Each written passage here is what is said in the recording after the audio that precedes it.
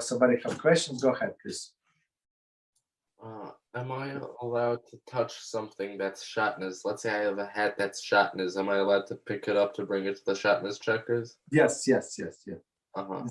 They say, if I remember correctly, they say don't keep in your house for more than 30 days all of this dangerous article. Mm-hmm. So what is a dangerous article? So Shatnez, something that has Shatnez, right? Or it needs to be like you suspect there is a Shatnez, and I think problematic Sefer Torah that you know that there is a mistake in there, and you're planning to fix it. Mm-hmm. Okay, go ahead. This is true, even if you don't know if something's Shatnez. No, if you don't know, so but okay, if you do not know, so if there is a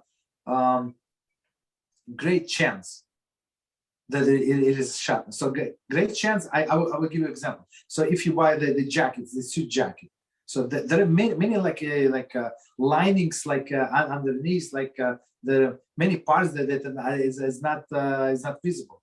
So there is a possibility for that to be Shatnez. But if you buy like sweater and it's like one side you see everything that sweater, so it's very unlikely there is Shatnez. Understand? But you have to check, but it's very unlikely, so you can keep it. Yeah.